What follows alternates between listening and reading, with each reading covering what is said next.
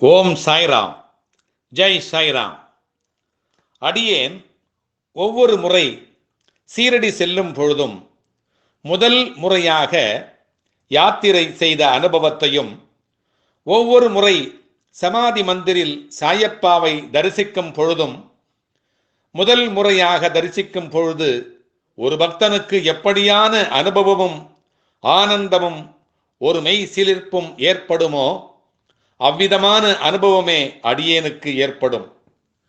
சீரடி முழுவதையும் சுற்றி சுற்றி தரிசனம் செய்யும் பொழுதும், ஒவ்வொரு தலத்திலேயும் ஒவ்வொரு சந்நிதியிலும் சித்தர்களின் அதிஷ்டானங்களிலும் அதே முதல் அனுபவமே அடியேனுக்கு ஏற்படும்.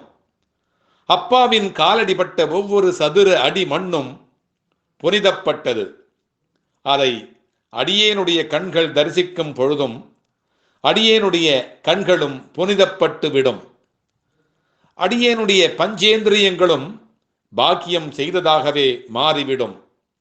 செய்த பாவம் தொலைந்து செய்யும் புண்ணியம் நிலைத்து நிற்க எல்லாம் வல்ல சாயிநாதர் துணை நிற்பார். துவாரகா மாயித்தாய் துன்பம் அனைத்தையும் போக்குவார் என்கின்ற நம்பிக்கையுடன் அடியேன் கரங்களால் வண்டலூரில் ஒரு துவாரக மாயிக்கான கூட்டு பிரார்த்தனை கோபுரத்தை நிறுவும் பாக்கியத்தை சாயப்பா அடியேனுக்கு தந்தார்.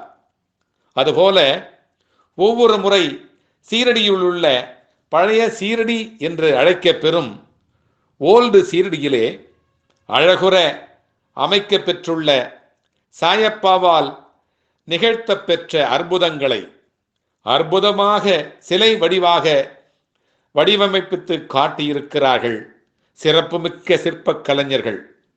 அதை அடியேன் தரிசிக்கும் பொழுது அந்த நிகழ்ச்சியில் அந்த காலங்களில் பங்கெடுத்து கொண்டதாகவே தோன்றும். அவர்களில் ஒருவராகவும், அப்பா தொட்ட ஒரு பொருளாகவும், அப்பா மிதித்த ஒரு மண்ணாகவும், அப்பா புகைத்த ஒரு புகையாகவும், அப்பா உண்ட ஒரு வருக்கை உணவாகவும் அடியேன் இருந்திருப்பேனோ என்னவோ. அல்ல அல்ல, இதை கேட்கின்ற அனைத்து சாய் சொந்தங்களும் கூட அதே பாக்கியம் செய்திருக்க வேண்டும். ஆதலால் தான் இதை கேட்கிறீர்கள். இதோ பாருங்கள், அவரோடு என்ன அழகாக சாப்பாடு பரிமாறுகிறார்கள். அதை கண்டவுடன் அடியேனுக்கு அவரோடு உண்ட ஞாபகம் வந்ததால் உடனே அடியேன் அந்த தோட்டத்தின் நிர்வாக அதிகாரியிடத்திலே அனுமதி பெற்று அவர்களுடன் நானும் அமர்ந்து கொண்டேன். அடியேனின் செய்கையை பார்த்து அதோ சிகப்பு நிற சட்டை அணிந்திருக்கும் நண்பர் திரு பாலாஜி, இவர் மெட்ராஸ் இன்ஸ்டிடியூட் ஆஃப் டெக்னாலஜியிலே MIT என்கின்ற அந்த நிறுவனத்திலே அதிகாரியாக பணிபுரிகிறார். இவர் முன்னாள் ராஷ்டிரபதி அப்துல் கலாம் ஐயாவினுடைய உதவியாளராக பணிபுரிந்திருக்கிறார். அவரோடு நம்மோடு வந்த இன்னொரு நண்பர் ராமாபுரம் திரு ராஜி அவர்கள். இவர் நமது சாயப்பாவின் சிலைகளை அழகுற வடிவமைப்பவர். இவரும் கலந்து கொண்டார். அடுத்த படத்திலே அப்பாவோடு மூலிகை மருத்துவத்திலே ஈடுபடுவதாக அடியேனும் அமர்ந்து கொண்டேன். அதற்கடுத்த படத்திலே அப்பாவின் உபதேச மொழிகளை உள்வாங்கிக் கொள்ளுகிறேன். அடுத்த படத்திலே சாப்பிடும் படலம் நடக்கிறது. அதற்கடுத்து உள்ள படம் பாயாஜி பாயிடத்திலே அப்பா பிச்சை புகுகின்ற பொழுது எடுத்தது. இப்படியாக இன்னும் பல படங்கள் எடுக்கப்பட்டது.